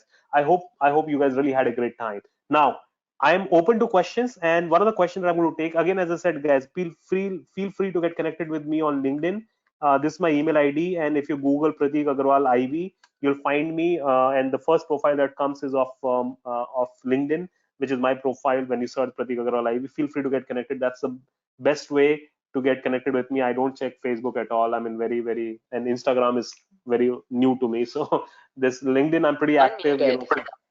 Feel free to get connected with me, guys, there. And there was a question that was asked. There was a question that was asked, I think, and the question was asked. Yeah, so I'm still here, guys. I'm going to be here for the next 5-10 sessions. And guys, you'll also receive a feedback link. So do give me a great feedback, guys, if you really like the session. If you did not, then also mention it there. I just want to answer one question. Sauradeep had asked. Sauradeep, are you there? Yeah, I think he's there. So the question was, what is the difference between full join and union? Okay, so I'll just explain. So full join is actually doing union, Sauradeep. It's taking all the rows of the left table and all the rows of the right table, and including the matching rows as well, right? In terms of number of rows, you may not find any difference. So if you do a union between FD and loan table, you will get probably 100 and 150, so 125 rows. Okay, Sauradeep. And when you do full outer join, also you will get 125 rows. The difference is the way the data would be presented. The way the data would be presented when you do a union between this table and this table versus when you do a union of left outer join and the right outer join, the way the data would be presented would be a little different. Okay, if you want to stick around, I will show it to you with some more examples here that I have. So I'm going to open a table. So let's say I've got select star from music. Okay, so there is a table here in the students database which is called as music table, which has only 2 columns. The first column is, and when I run this statement, the first column is ID, which is student ID, and the second column is type, which is the type of musical instrument the student is playing. Okay, and if you remember, we wrote this we had a student table as well in this database. So the common column between student table and the music table is what? This ID. ID is there in the student table, and also it's there in the music table, right? Now, if I want to find out students who are playing musical instruments, right? Sauradeep. So what kind of join will that be? Students who are playing musical instruments?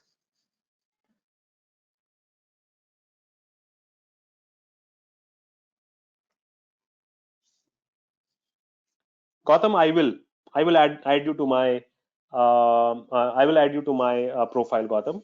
Definitely. Indranath's question is definitely I'll add you. Indranath's question is BCom student make a career in data analytics, Calcutta market. Most will look for tech. I mean, Indranath, we've had a lot of BCom students. Yes, BCom, you know, I mean, generally not a lot of people are there, but yes, we've had some good BCom students as well. Xavier's and some of the students from Bhawanipur, they have made a great career. You know, it's a vocational skills. Anybody who has great skills can make a career, but you got to remember one thing, that it's a skill where we do a lot of number crunching, a lot of analysis. So if you are inquisitive, you have that kind of a mindset, then that will make sense. It'll make sense to explore this career. Bharat's question is what areas in SQL should you focus on, important and really useful for data science? I mean, Bharat, you know, I mean, the data analysis part, okay, not so much of PLSQL part, but you know, you feel free to run PLSQL and stored procedures also. But the data analysis part, which is the select statement, which is how do we create the table, how do we add data into it, how do we manipulate the data, and how do we query the data. So those are the statements which are very, very important, okay. And so again, as I gave you a very good beginning, okay, this is a good start to this, okay. But then in, of course, you know, I mean, in my course I also cover things like cornered subquery, and you know, I cover variety of nested queries. I cover you know, custom table expressions. Those are again the things which are used mostly for data analysis, are the things that we should try and focus on in SQL, not so much of programming or PLSQL or stored procedure, if you are again trying to get into data science per se. Economics is a great field, Manasji. If Manasji, if you're asking MSc Economics, I think after engineering, the next field of study that we have had, most of the students who have been successful have come from MSc Economics. And we have had students from Delhi School of Economics, Madras School of Economics, ISI, from Calcutta University, from Presidency, a lot of university, I mean, Symbiosis in Pune, a lot of students from various economics colleges, and they do pretty well in this particular class. I mean, in this particular course. One thing I'd like, So Anuprabha, we will give you the video recording by tomorrow. hello. Yes. Post my MBA, I was working as an analytics consultant, basically with eClerx, but I had to leave due to this COVID crisis. Okay. So, and what I found out is that I lacked in terms of programming in R and Python. So, Okay, how programming is important when it comes to data science? Because I was not totally into that. I tell you one important thing. Okay, so here we are not building so we are not creating an algorithm to fly a rocket, okay, or we're not writing a software, or we're not creating a software. We are users of software. So even when we're using Python, right, the purpose of using Python is to run those machine learning techniques. For example, when you learn statistics as well as part of this curriculum, and when you go to Python, you will see that when you want to run a statistical model, or when you want to run a statistical function, like in Excel, you write equals to sum to do, or equals to average to do, let's to find the average or to find the mean, right? Similarly, in Python and in R and in SAS, right, what happens is that all the machine learning algorithms are already pre-built. The libraries are already there. Okay, there are a lot of great libraries, great functions which are already there, which you use in order to do your task. So you're not required to really, yes, it is coding, but the coding to an extent of, and we call this kind of a coding as business coding, where you're using to do, or you're using to solve a business problem. Okay, you're not really creating those libraries, you're not creating functions, you're not creating equals to sum.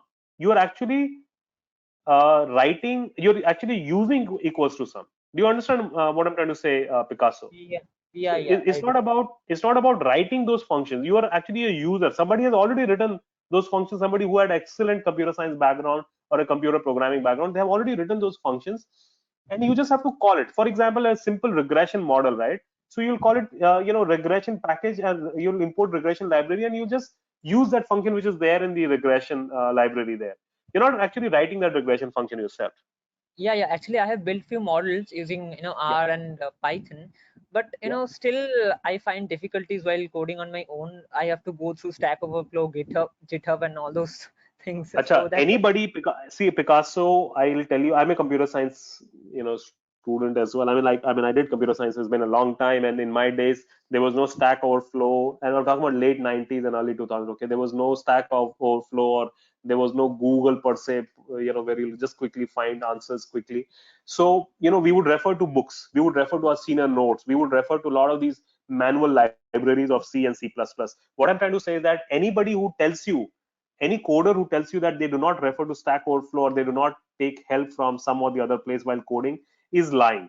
So don't worry. If you have to go to Stack Overflow to get your answers, it's fine. It's about practice. The more you practice, the better you become. For Okay. the same question, you will not go back to the Stack Overflow. Do you understand what I'm trying to Okay. say? Yeah, yeah, yeah. I get it. Yeah, thanks. Sorry, one last question, and then I'm going to come back to Sauradeep's question. Which language should I learn for DSR or Python? Well, I mean, there are proponents, there are advantages, disadvantages for both of them. But if you just simply go by popularity, then I would say Python. But you see, Python also has its own shortcomings. R also has its own advantages. I mean, Python in terms of jobs right now, Python is better because there are a lot more companies which are using Python. Bharat, I'm glad. Thank you for this remark. You made SQL look very easy. Thank you for this remark. And you were pretty involved in the class, I noticed. So again, coming back to what this Sauradeep had asked this question. So Sauradeep, okay, and I'm just going to take this example from this website only just to explain you what union. If I'm just looking for Venn diagram, okay, so they have not given Venn diagram. So I'll go back to my example here. So here, Sauradeep, when we do a union, right? So say for example, this is set one, okay? Loan customers, loan cust IDs. Suppose these are the loan cust IDs 1, 3, 5, 9, right? And let's say there are FD cust IDs. Let's say 1, 5, 11, 19. Okay. So when you do loan union FD, so what are the cust IDs that you'll get? 1, 3, 5, 9, 11, 19. So what union does is that it gives you all the distinct elements from the two sets that you're unioning together. Are we clear? That I'm sure you understand, Sauradeep. Now, what union does is that it takes the rows from first table, stacks it on top of the other table, like put it on top of the other table, like adding them together. Okay, adding them together. Now, what left out? And so, for example, here, yeah, just like absolutely, just like set theory. Absolutely, there's no difference between set theory and here. Now here, suppose if my question is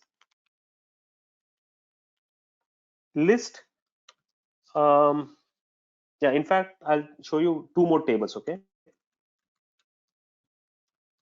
select star from chess and select star from bridge. Chess table contains ID, full name, sex, class, chess performance of some 5 students. Mary, uh, Peter, Eddie, Kenny, George, and so on and so forth, right? And bridge table contains also 5 rows: Peter, Kenny, Aaron, Kitty, Edmund.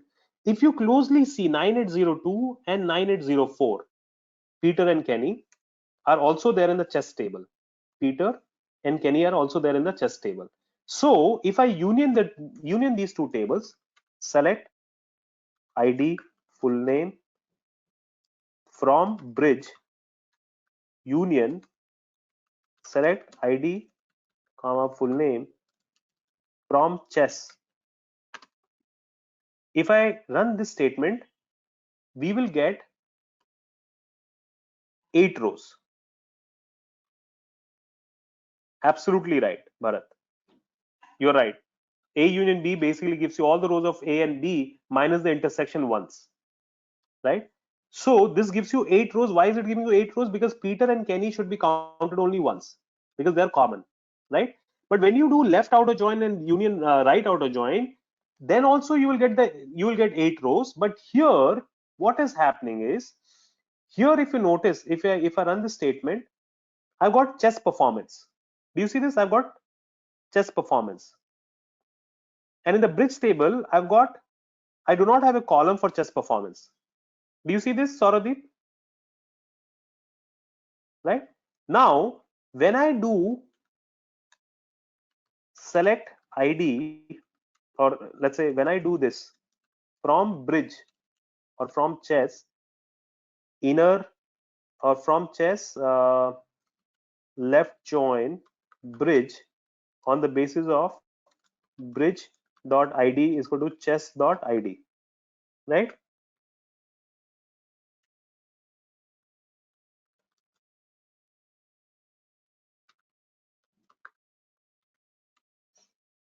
And chess performance. Okay, suppose if I do these, and these are chess.id or whatever, bridge.id or whatever you want to write, is going to the same. So if I do this, it'll show you, sorry, left hai na? Chess, huh? Sorry. If I do this, what this is going to do is that it's going to show you Peter 7, Kenny 5, Mary 0, Eddie this. Now if you notice, right,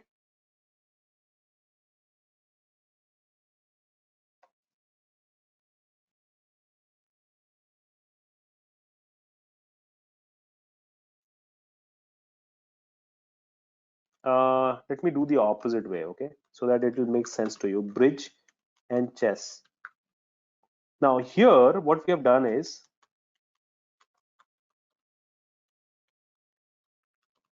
okay, bridge, remember the bridge table did not contain chess average. Chess table had chess average or chess performance, right? Now when you do, we will use full outer join as well. I'm coming to it. So when you run this statement, it is going to give you all the data from the bridge table. But if you notice, right, Aaron, Kitty and Edmund, these 3 people do not have any data under chess performance. Why? Because these 3 students or these 3 participants or players are not there in the chess table. Do you notice this? Right, Sauradeep? Now, if I do the same query,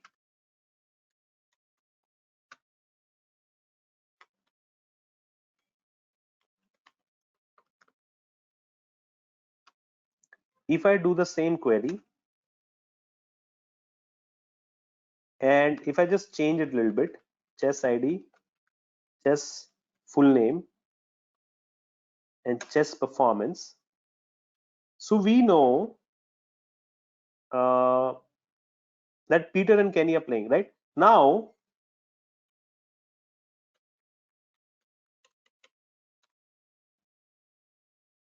so these are the players from the from bridge table. No, sorry, from chess table. Yeah, these are the players from the chess table, right? And it also includes, if you notice, right, if I include bridge full name,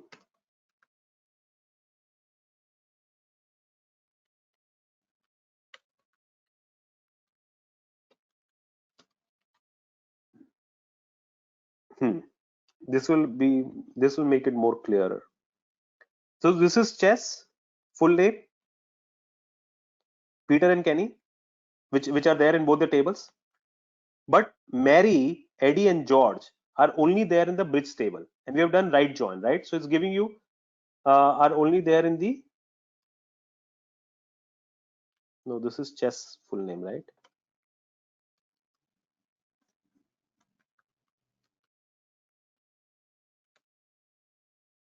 Yeah, this is chess full name and this is bridge full name.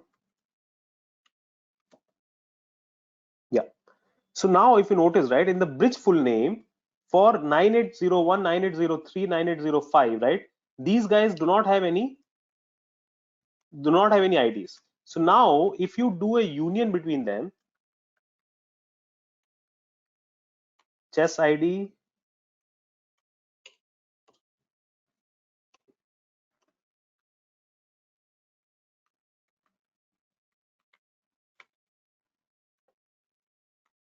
bridge ID, chess ID.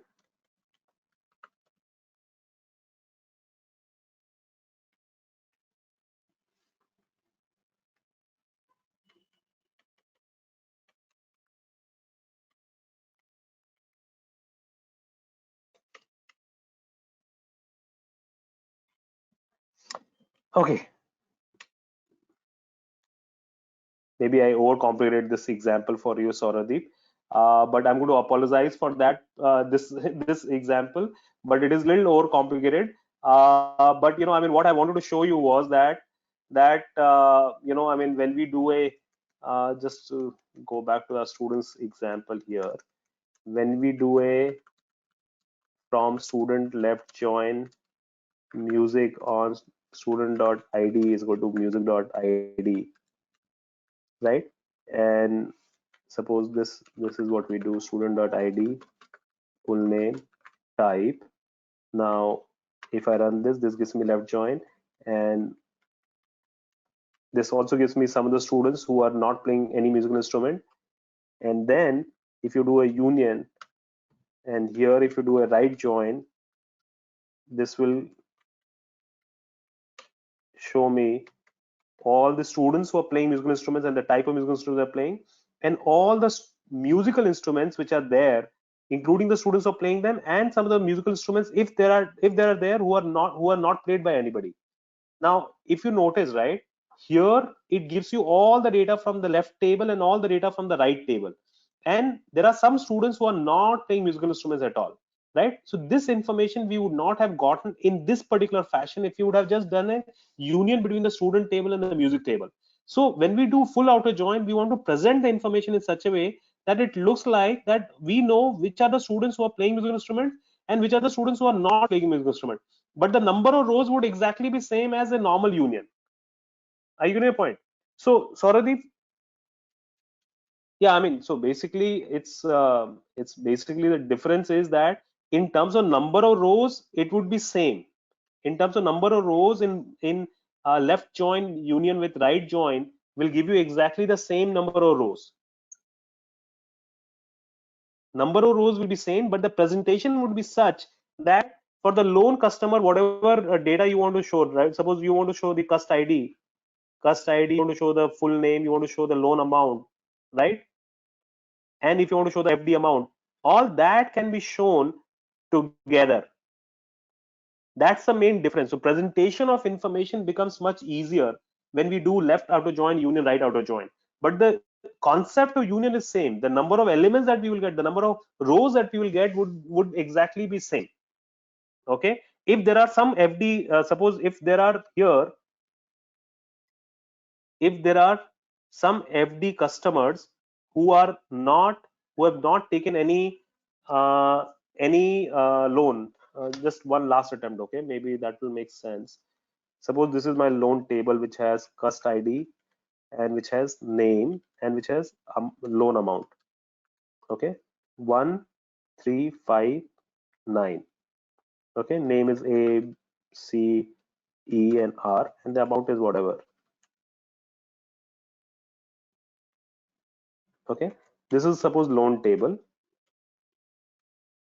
and similarly we have FD table which is cust ID, and this is FD amount.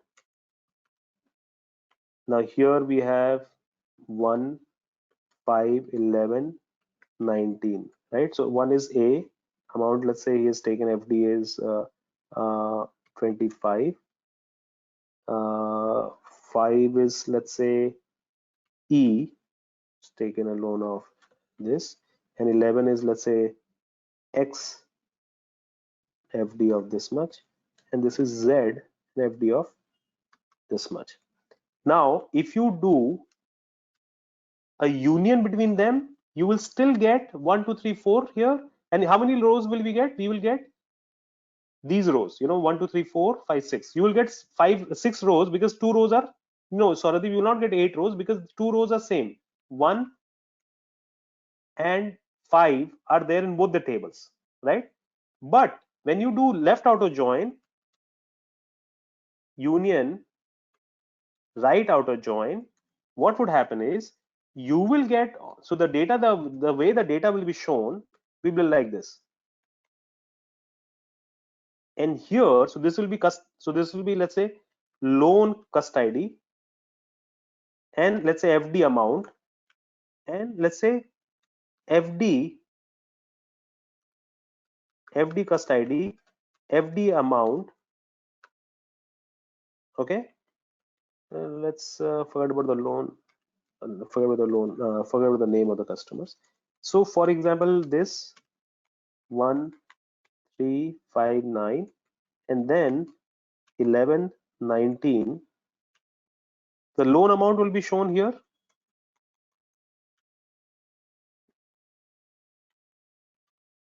And for 1, the loan amount is this.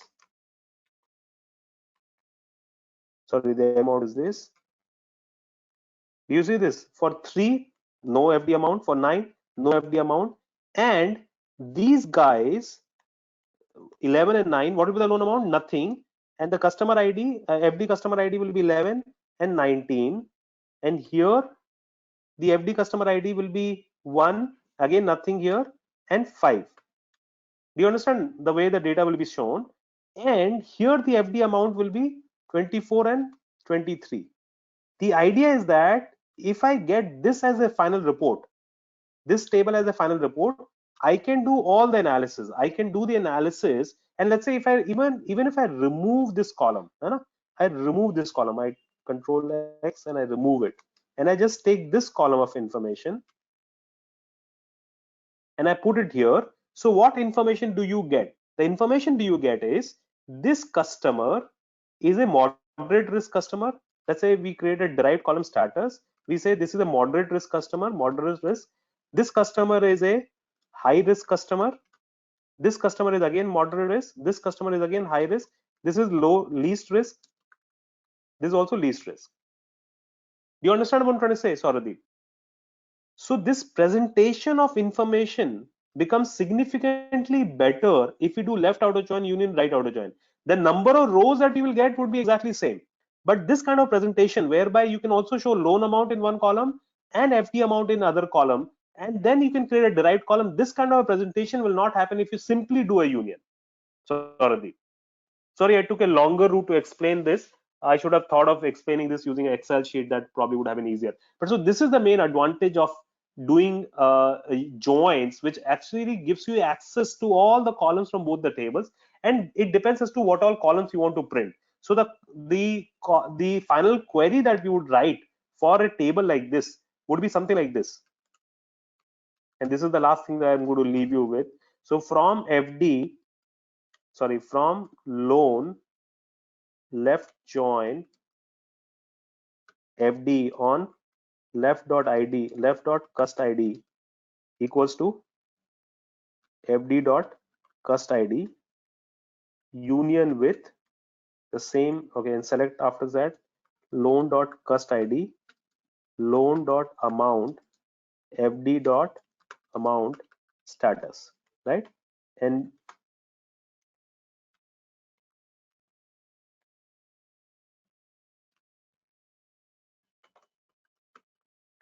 right join. Do you see this? That's the only difference that will happen. And this is going to be the query that will finally give you this kind of a table that we are looking for. Does make sense, Sauradeep? Okay. So the main difference between union and full outer join is the fact that full outer join gives you a much better much better picture of the entire data that we want to see. Whereas if you simply do union, it does not give you that picture of the data. Is it making sense, guys? All right, sorry, I've taken a lot of time, probably an hour extra. So my team will kill me. Sorry, guys. Thanks for attending the session today. And still, there are some people who are still here. And so sorry, I took a little extra time, but I think this was a special request from Sauradeep, so I thought I should explain this to him. And it's an exciting area, guys, and that's the reason why, because there are a lot of such complex things that you can do in terms of number calculation and data manipulation in the SQL, and that is why it's so popular. Thank you for attending the session today, guys. Thanks a lot. Looking forward to get connected with you on LinkedIn. Thank you guys. Thank you. Thank you. I'm glad that Ankita, you liked the session, knowledgeable. Thank you guys. Thank you, Sauradeep. Bye bye. Take care, guys. Look forward to talk to Thank you you, guys sir. again. Bye bye. Bye bye. Good night.